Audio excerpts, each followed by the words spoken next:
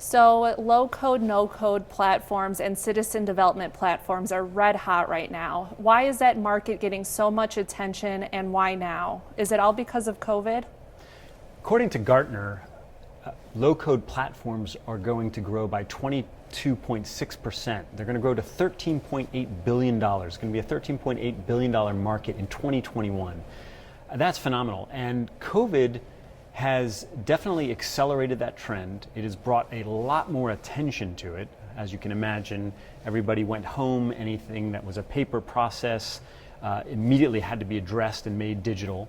So there was already a trend. Also, a term that Gartner uses is hyperautomation to talk about this trend of automating just about everything. So again, COVID really keyed in on these trends that were already happening. Hyperautomation was already underway, but it's been accelerated. And so I think that's the way everybody is looking at it. And there are a couple other things, other factors that are happening to make this such a hot market, and why we're getting a lot of attention as well as everybody else in the market. The other trend is that we are expecting more and more of our applications to be developed by citizen developers. By 2025, analysts are estimating that half of the applications used in the enterprise will be developed by citizen developers. Now, the reason for that is pretty simple. If you can enable a whole army of citizen developers to develop apps, you're just going to have a lot more people developing. And they're going to be people that are closer to the business problem. So we really like to have business analysts, people with extreme knowledge of the business problem they're trying to solve. We want those people developing the solution. When you have those people plus developers, it gets slower and you lose some things in translation. So it just is a little harder to develop that way. So that's another trend that is really helping with low code. As I mentioned, COVID just tended to accelerate that. It's this trend towards having citizen developers develop everything, and the trend towards hyperautomation and taking advantage of more resources to develop apps. The other thing is we now need to replace all the legacy systems that are out there. There's been a need to replace those. There's a high expectation on how technology should perform, and that's really come about because of the iPhone revolution. Personal apps are so good that when we're sitting in a business environment now, we just have a low tolerance for older style enterprise apps. Those used to be acceptable. They're no longer acceptable for the generations that have grown up on apps that look as good as the personal apps do these days on phones. All right, Brian, can anyone build an app on ProcessMaker? I'm sure we must need some special skills to be able to build it, or a programming language. We say that anybody can build an app on ProcessMaker. You know, it's funny because I'd say one of the best process developers we have, or at least certainly the person that enjoys developing the most, is actually our VP of sales. So that's just a testament to the power of ProcessMaker. That somebody in sales. Now, granted, he's a kind of a unique guy with some unique skills, but I like to give that as an example, meaning you do not have to be a developer to develop on ProcessMaker. What we believe you do need is a conviction and an understanding about the problem you're trying to solve. So ProcessMaker is ideal for solving enterprise business problems. We tend to say complex business problems that involve connections to other systems, involve some sort of orchestration or workflow, tend to involve forms and approvals, and will again interface to other systems using APIs, or maybe using what are now called bots. But really anybody can build the process, and we see that time in and time out. Regarding programming languages, ProcessMaker is both no code and low code. And so you can use a programming language if you, say, want to write a very specific script, or you want to develop your own component to deliver inside ProcessMaker. When you develop your own component, you would develop it and then deliver it in such a way that your citizen developers then no longer have to use any development skills. They're just going to fill out forms or drag and drop the component and use it that way. And the beauty of ProcessMaker is, for a developer, they can actually write in any language they want. We support pretty much every language you can think of, so somebody can develop that way. But the essence of what you're going to design in ProcessMaker You need to have, like I said before, you need to really understand the business problem you're solving. You want to understand reporting. Why are you trying to automate this process? Is it so that it goes faster because you want to report on it? You want to encourage meeting some sort of service level agreement or SLA. You want to have greater accountability, greater transparency. All these are the types of things you would think about when building a process or an app in ProcessMaker. All right, so basically what you're saying is that your programming knowledge and your development knowledge is secondary to the importance of knowing the problem that you're trying to solve in and out. Yeah, today for our developers internally, when we're hiring, we're looking for analysts, people that understand business problems and really can go deep in those business problems, understanding what the interface should look like, because the rest is all drag and drop. And that's the beauty of low code. It's essentially liberating an entire new army of developers, people that didn't go and study programming, really.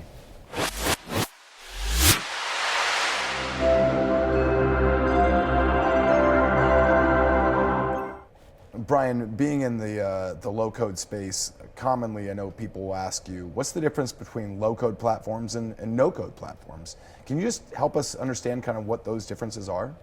There are no-code platforms and there are low-code platforms, and both have become enormously popular. There's a common idea in the software world that all software will eventually be built by what we call citizen developers, that non-developers should be able to build software. This has been sort of the holy grail of the software industry for a long, long time. And the concept has existed, and there's always been versions of what we would now call no-code and low-code software. But we seem to have entered into a unique moment where the tooling around software has just gotten to the point that it's so good now that we really are in a moment where these platforms can exist, where somebody can create their own software application without being a developer. So the difference between no code and low code, no code is what it says it is. There's literally no coding. So it is somebody who is not going to use any programming language to do it. Everything is drag and drop. Everything is visual. You're creating forms, you're pulling interfaces onto a canvas, and the result is working software. The idea of low code is that there may be some programming involved. Now you might say, well, obviously I want the no code. Why would I want to do programming?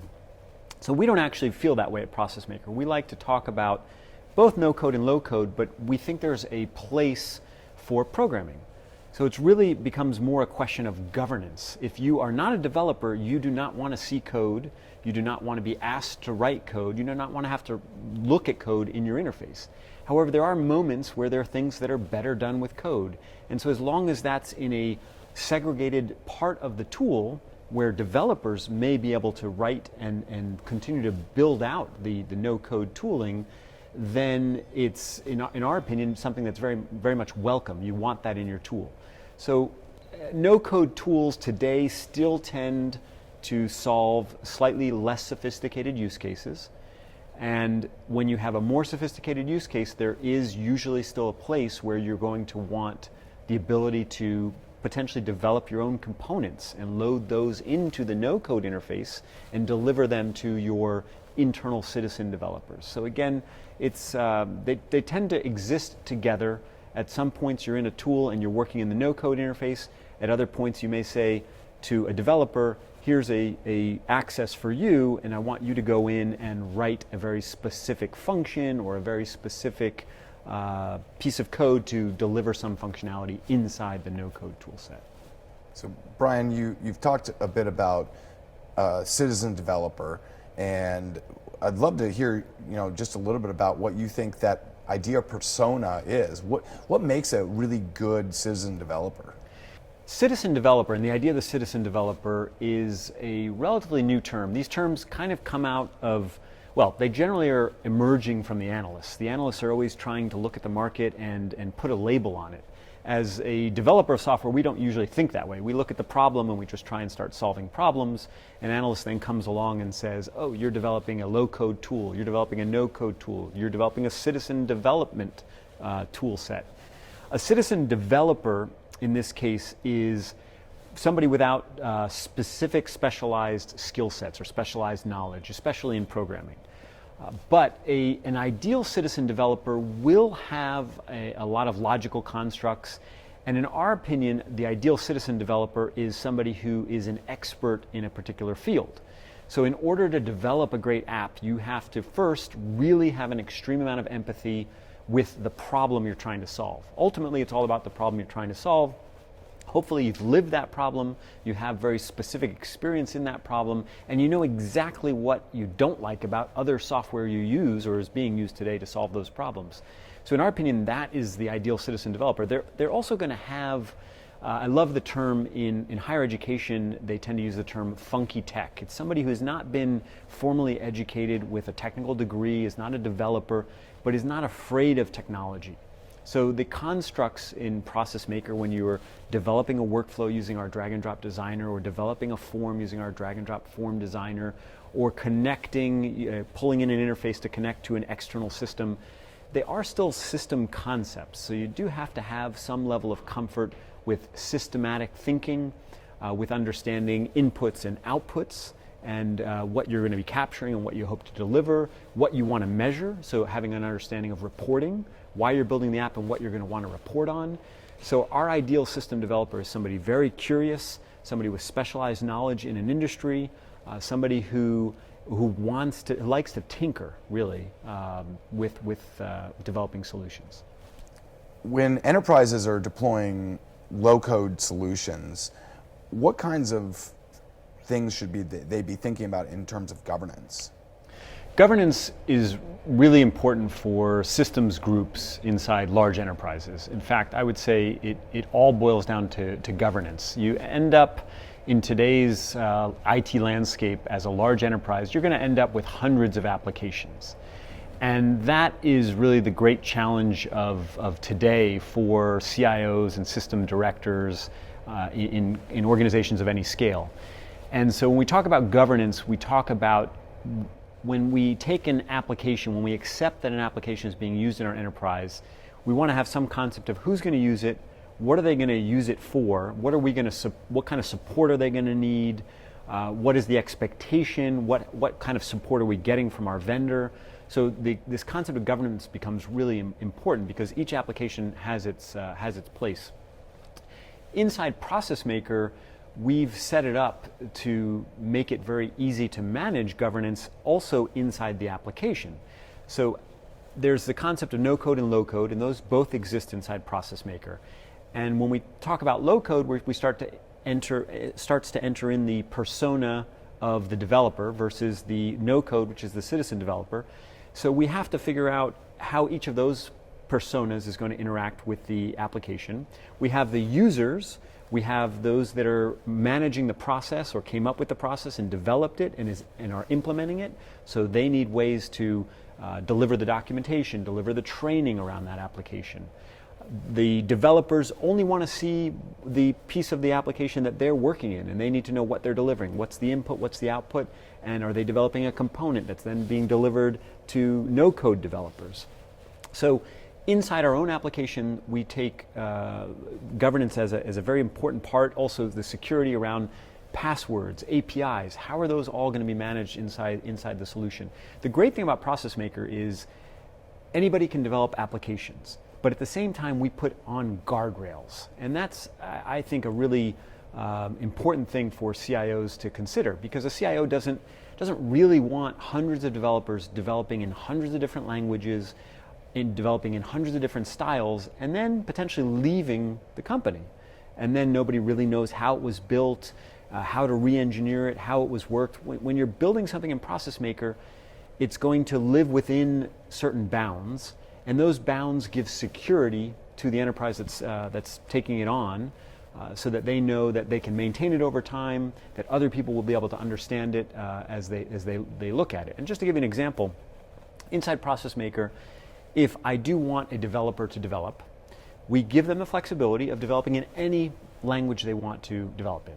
Java, JavaScript, Go, PHP, you name the language, we support it. So there's flexibility, but at the same time, when they develop in a IDE an interface that is made for developers inside the tool, but what they develop then executes sort of in a box, in a protected box. It can't infect anything that is inside ProcessMaker. It is sandboxed. It can expand and use resources according to a different management system that we provide to the user. But at the same time, as we're giving them flexibility, they're also in this box with some guardrails. So it just makes it easier then to maintain over time. We know what versions and version control. There's a whole version and version control system, so they can manage that. All of these things have to be considered in this kind of a solution, because it's going to end up being deployed very widely, and you really want to make sure you understand how those assets are being used across the enterprise.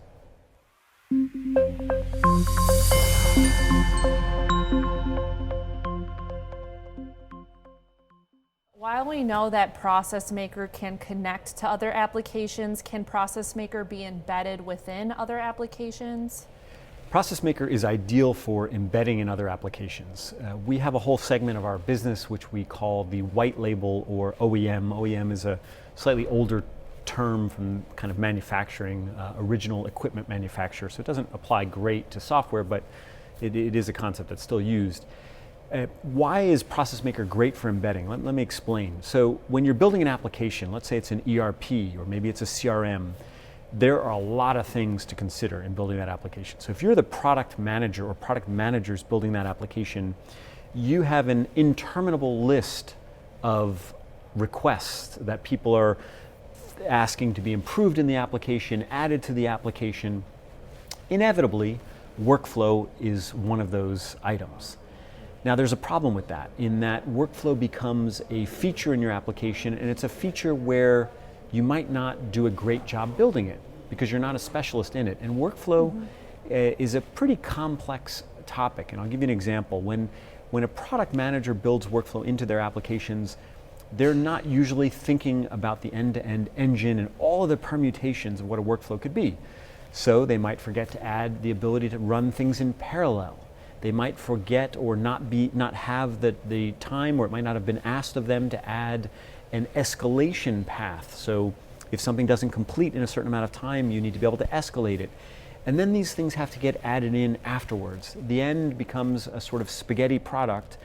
And so although workflow is a feature in so many products, it's usually not their strongest feature. And when it's not a strength, it actually becomes a weakness, and your competitors can then prey on it. So we see ERPs that have maybe good workflow, and then ERPs that don't have great workflow. And a way to then turn that weakness into a competitive advantage, we believe, is partner with somebody like ProcessMaker, embed our engine in your ERP, in your CRM, or in your document management or enterprise content management system, and make workflow into a strength, process orchestration into a strength. And that's assuming you already have some low-code building technology, which a lot of these tools are going to have. So maybe it's just the process orchestration engine. You can use all of your existing interfaces and just have our engine power those interfaces. And we have built the embedded engine in some of the top brands today, many of which I can't mention, but top ERPs, top CRMs, top document management systems in numerous industries, and we consider it a real strength. ProcessMaker is built on a real modern infrastructure. It has all the sort of tooling that your developers would expect to see. Everything in ProcessMaker is done through a REST API, so there are no hidden backdoors that you have to learn. There's no cryptic languages. You can use any language you want across our engine. So we really believe it's ideal for anybody building out a modern enterprise product that needs workflow or process orchestration as a feature in their product. We think that's where it's really needed. We have another aspect to our white label program, which is for a different type of user, and that's for a customer that wants to build an application and market the application. So they may have an extreme level of industry knowledge in a specific field, want to build an app, not want to spin up an entire team to build that app, or may want to add on an app to something they're already offering. In ProcessMaker, you can generally build those apps in record time, in days or weeks as opposed to months or even years.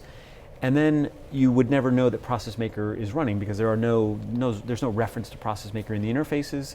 You've now built an app, and if you are effectively selling a document management system, maybe you've built an app to do something very specific that your sales or professional services teams want to sell alongside what they're already selling. And so we can deliver revenue, recurring revenue, especially to these types of SaaS companies, very quickly, very efficiently, and in a manner that's not disruptive to the existing product roadmap. So does ProcessMaker offer pre-built applications, or is it just a platform where the developers need to run wild? I like to say that applications or solutions are always better than a platform. There's an old saying in enterprise software, actually it comes from somewhere else, but when you're an enterprise software platform or toolkit, you are a hammer looking for a nail. In which case everything starts to look like a nail. So that's a problem. People really want to solve specific solutions. So obviously there are people that build solutions, and for that you need the platform. But if you're a business, you want the solution. You're focused on a business problem, you're trying to solve the business problem. The building of that solution is usually not your priority. You just want the solution and you want it to work. So at ProcessMaker, we offer a platform, and that's for builders, but we also offer solutions. So we've built some very specific solutions ourselves, which we take to market in very select and very few markets. But to give you an example of some of the solutions we've built, we have a practice in banking. So we have built a number of applications for community banking, specifically commercial account opening. We've built a best-in-breed end-to-end solution for commercial account opening. And treasury services, so the management and delivery of treasury services for community banks is something that tends to be very complex, long-running, sometimes paper or Excel driven, and we've automated that end-to-end and incorporated other services into the solution that you would expect to find. In higher education, we're delivering a number of very, very specific applications, and in manufacturing, we're also delivering very specific applications. So we intend to deliver very specific applications ourselves to a limited set of markets and partner with partners who want to go after other markets. And again, you can think about it in the following way. If you think about Legos, we essentially make Legos.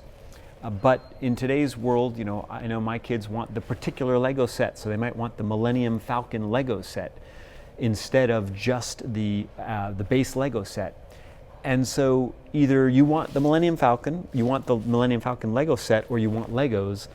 And so that translates into platforms, kits or templates, and solutions. For a business, solution is always really what you want to try and implement in your business. If you need adaptations to it, then you probably want the kit so you can make your solutions more quickly. And then at the very base level, you want a platform to build these things if you're the one building. All right, and so what would be the benefits of using ProcessMaker as a BPM platform as opposed to building your own in-house solution to solve these kinds of problems? Many customers will build in-house solutions, custom applications. That, I believe, is a trend that will start to disappear because it corresponds inversely to the rise of the low-code, no-code solutions. As low-code, no-code solutions become more and more prevalent and better and easier to use, then having developers develop, you're still going to have developers develop, but they might be citizen developers, and they're going to be developing instead of in a base language like Java, they're going to develop on top of the platform. And the reason for that is speed, maintainability, governance. So from the CIO or IT perspective, you have some guardrails, you know how your applications are built, and you're going to have many applications built for an enterprise, and then you don't have lots of different languages you're supporting, lots of different coding styles that you're supporting. So I think that the low-code platforms will eventually, there is this concept that eventually anybody will write software. That's the idea of the citizen developer. We're already seeing that. There is a stat saying that by 2025, half of the applications built in the enterprise will be built by citizen developers, people with no formal coding experience. And I believe that is true. So we will see better interfaces, we'll see more natural language interfaces, we see visual interfaces, and there will be a lot of experimentation with these interfaces. They'll continue to develop, and there's just very little reason why you would go it's basically like saying today, well, why don't I write my own programming language in order to build an application? So write at the ones and zeros in order to have a layer in order to build an application. So you start with kind of the base layer. You start with a program, then you have programming language, then you have frameworks. We all use frameworks today when building software. Then you have low-code application frameworks. Then you have kits, and then you have applications or solutions above that. There's going to be room in all of those for people to participate and really thrive. So does robotic process automation make BPM obsolete? What is the difference between those two technologies? RPA, or robotic process automation, is a hot market right now. It really was the hot market, and now low-code and low-code application platforms has become probably equally hot. And we get the question all the time, does RPA make BPM obsolete? Or I'm looking at an RPA platform instead of something like ProcessMaker. Doesn't ProcessMaker compete with it?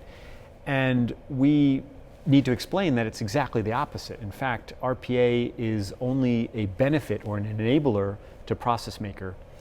There's a couple famous kind of statements out there about RPA, that RPA is the digital duct tape of the enterprise.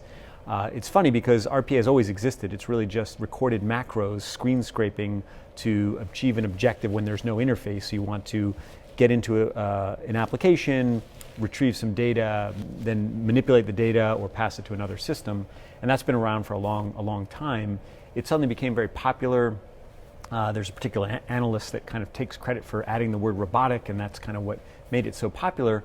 But it's always been around. For ProcessMaker, we look at ourselves as the backbone of the process orchestration engine. And just like we might call another application through an interface, through an API, we may also call another application through a bot, through RPA. So we might call a bot to go access a application where we don't have access to the API, or where we need to do some manipulation. Maybe we need to pull a list from Excel, insert it into a website, wait for the response, retrieve that, and then we can move along with our process. So ProcessMaker tends to automate long-running, complex processes. RPA tends to automate short-lived, short-running its interfaces. So RPA in some way competes with interfaces, so integration platforms as a service, or iPaaS. But even they're kind of different sides to the same coin. Now, yes, these things are all tending to converge. Many BPM players are buying RPA players and vice versa. And that's because the ultimate goal is to automate an end-to-end process or build an end-to-end application. And there's room for all these things along the way when you're doing that. So if anything, RPA has just enabled so many more processes to be automated. It's allowed us to incorporate bots into a process and be able to deliver an end-to-end solution to a customer.